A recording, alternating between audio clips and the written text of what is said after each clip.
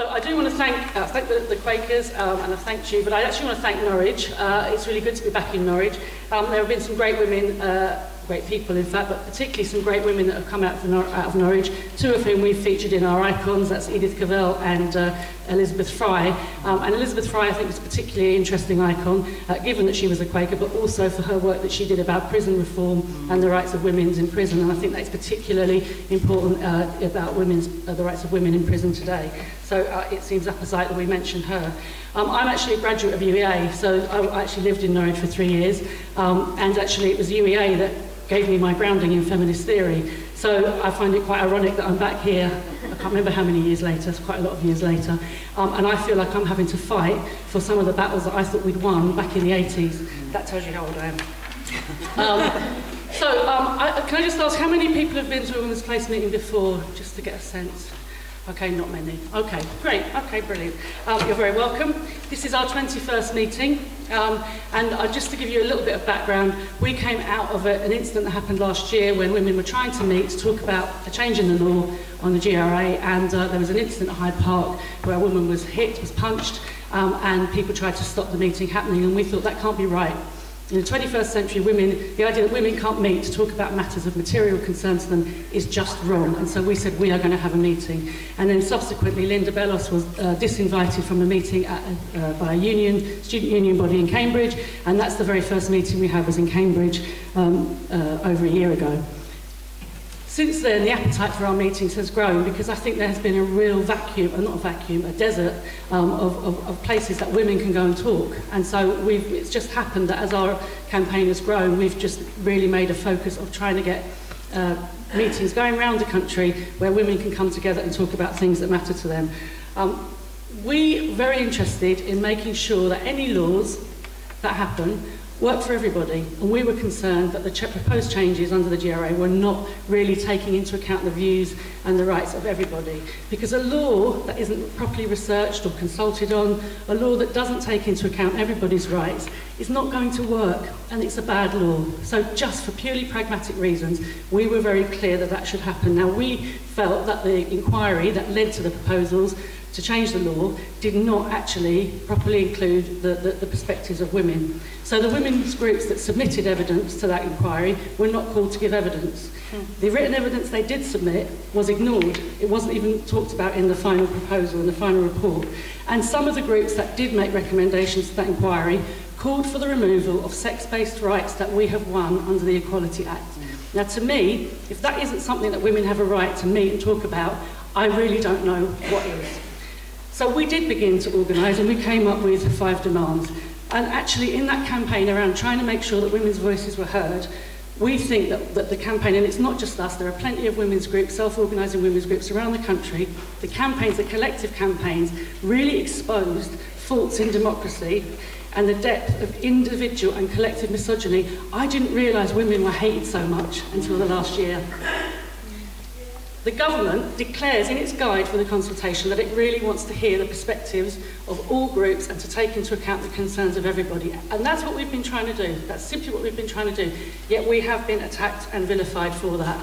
I'm not going to go into that because I don't want to focus on the negative. I want to focus on finding solutions and going forward. But I think there's been real political cowardice on all sides.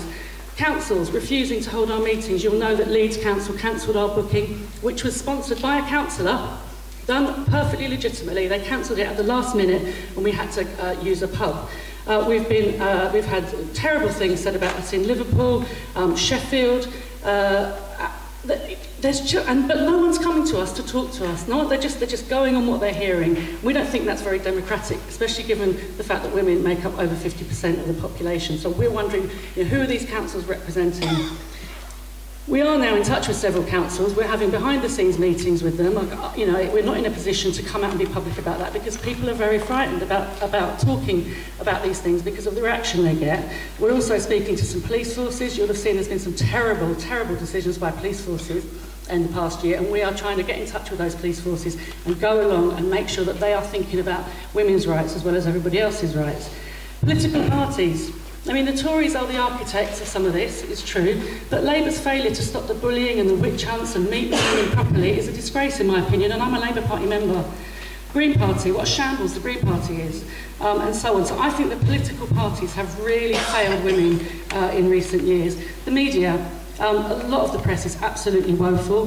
The left press, the Socialist Review, Red Pepper, both of those magazines published actually libelous things about us, but refused to give us a right of reply, which again is very shameful.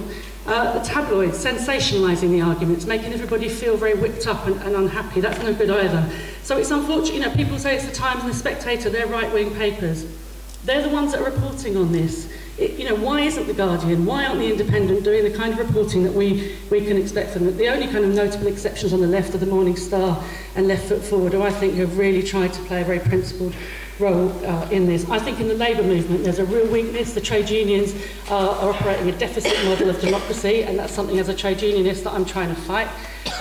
So all that we learned in that campaign last year, we learned how badly women were being failed by all those organisations, and indeed lots of NGOs who purport to represent women, say in the women's aid sector and so on. And I think we decided at that point that our campaign couldn't be a short-lived campaign around one thing. It actually had to be part of a much bigger fight for women's liberation and women's rights. So we have 5 new resolutions. Women have the right to self-organise. Okay, that's what we're doing here tonight. Thank you for being part of it. The law must work for women. Okay? I know I shouldn't have to say that, should I? Didn't you just hear what I said? The law must work for women. Why should we have to assert in a democracy that the law, that we have to tell people, we have to tell the criminal justice system that to make the law work for half the population? The fact that the law does not work for women is an absolute disgrace as well. An end to violence against women. I'm not going to rehearse here all the terrible statistics about violence and so on. You will know them, but we need to have a proper approach to ending that now. Nothing about us without us. I am sick of people speaking for women without talking to women, okay? And that is part of what our campaign is about. And sex matters. It is not enough to say sex is the same as gender, in my opinion. I appreciate there will be people in the room that disagree with that. It is not enough.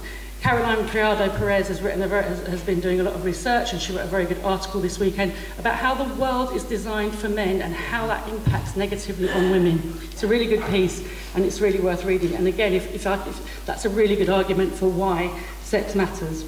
So, I think we are gaining ground. I think we are reasserting women's rights. We've seen some movement recently on prisons. There's the whole debate around sport. Like I say, this is our 21st meeting, and I think our arguments are gaining traction. In New Zealand today, they've just announced that they're putting a halt to a bill to properly go out about self-ID, to go out and consult women, other groups, make sure that they've got the answers to what is a complex issue. People keep telling me it's simple. It's not simple. I'm sure there is an answer, but it is a complex problem and it needs serious thinking about. So, I am here. Women's Place has always been committed to finding a pragmatic solution that works for everybody. We are committed to that. We welcome you here tonight. We will be really interested to hear what you are going to say about that. And I hope that we can do more of this dialogue, more of these discussions. We can actually get to a place where that becomes the fact that happens. Okay, so thank you very much for being